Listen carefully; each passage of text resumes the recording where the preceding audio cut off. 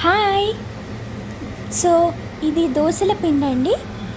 ఇందులో కొంచెం ఉల్లిపాయలు, తర్వాత జీలకర్ర,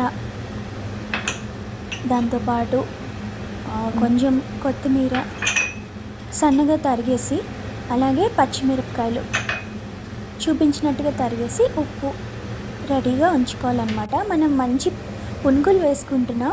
ఇది మంచి స్ట్రీట్ ఫుడ్, బట్ మనం బ్రేక్ఫాస్ట్గా కూడా తినచ్చు. ఇంట్లో చేసుకున్న ఇడ్లీ పిండి లేదా దోశ పిండితో మీరు హ్యాపీగా చేసుకోవచ్చు. మేమైతే ఇప్పుడు దోశ పిండితో చేస్తున్నాం. సో ఇవి బాగా కలుపుకోవాలి. మీకు పల్చబడింది అనిపిస్తే కొంచెం మైదా వేసుకోండి.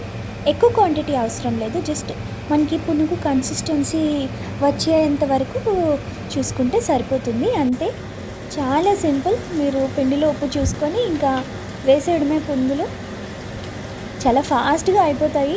మీకు అదే పదే అదే దోశలు అవి తిని బోర్ కొడితే ఆ పిండితోనే మీరు హ్యాపీగా ఇలా పునుగులు వేసుకోవచ్చు. చాలా టేస్టీగా ఉంటాయి. ఈవినింగ్ స్నాక్లా కూడా తినచ్చు. ఇవి వాటంతట అవే బాగుంటాయి. ఇది నేను మా బాబు కోసం వేయించాను.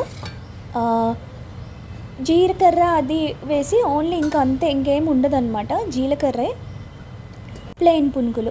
వీటిలోని నేను చూపించిన ఐటమ్స్ అన్నీ వేసామన్నమాట. సో మీ పిల్లలకి మీరు ప్లెయిన్ పునుగులు కూడా వేసుకోవచ్చు. జస్ట్ జీలకర్ర వేసేసి, జీలకర్ర ఉప్పు వేస్తే మీకు టేస్ట్ వచ్చేస్తుంది.